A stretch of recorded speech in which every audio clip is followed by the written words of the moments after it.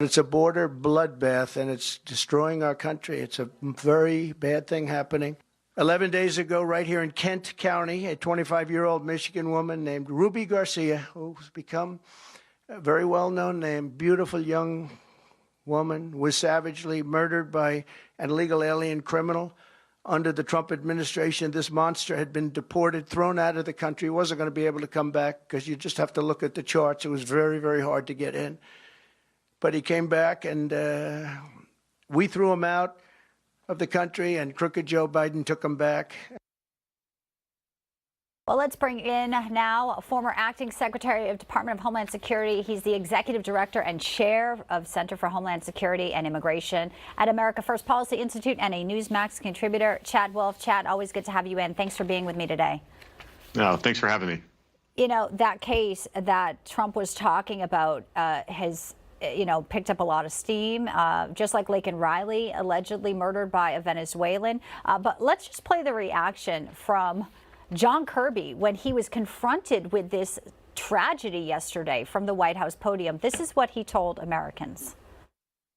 Why don't we let the judicial process play out here before we start making grandiose bumper sticker comments about what this says about the border? The president's confident that throughout the interagency, DHS, intelligence community, that we're doing everything we can to be as vigilant as we can. We're hearing clearly awful rhetoric from the other side. But what we know, what this president believes, and you've heard this president say this before, is that we know immigrants strengthen our country and our economy as well. We have to denounce any violent rhetoric that we hear, certainly from our leaders, right, that tears our country apart. It could tear up our country apart and puts our fellow Americans in harm's way. So the violent rhetoric is more important than the violence killing Americans. It's a grandiose bumper sticker, if I'm quoting Kirby. Can you believe this?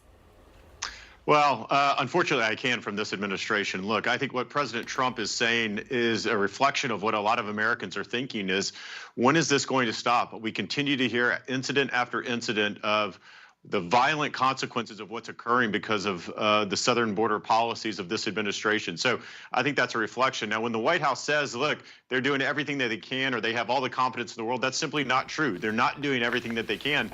If they did everything they could, we would see the border closed. We would see the numbers of illegal apprehensions drop. We would see the number of known suspected terrorists drop. We would see metrics to demonstrate to the American people that actually the administration is taking action. They haven't taken any action for 3 years or not. And I think it's also interesting that during the White House spokesperson continues to conflate terminology, right?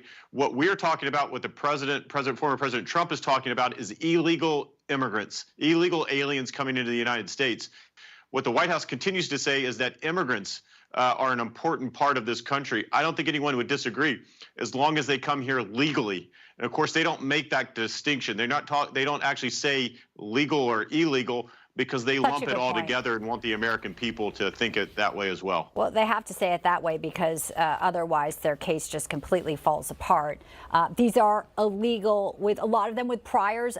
Just react to what we saw in Jason Jones' caravan now coming up. And, a lot of this, what I'm really worried about is all the assistance they'll get through funding that our government provides from the NGOs, non-governmental agencies. They've set up camps. When people are like this are coming up, you know it, Chad. Our viewers maybe don't know it, but there will be legal assistance. There'll be full-on camps there where they can shower, get fresh things. This is even before they get into our country, where after, of course, we know you get a prepaid debit card and a great place to live. Well, that's right. Despite all the outrage, despite us talking about this each and every day, and most Americans shaking their head and saying something needs to change along that border, there's not much that has changed along that border, unfortunately, in the last 3 years. So business as usual if you're the cartels, or you're these NGOs that are receiving taxpayer-funded dollars that is there to transport and shelter and take care of these migrants once they come into the United States. We go back to the main priority of this administration continues to be processing more and more of these folks into the country at a faster rate. And that's what they're concerned about. That is the system that they have designed. Yes. And that is the system that they continue to fund. And in some cities now being given the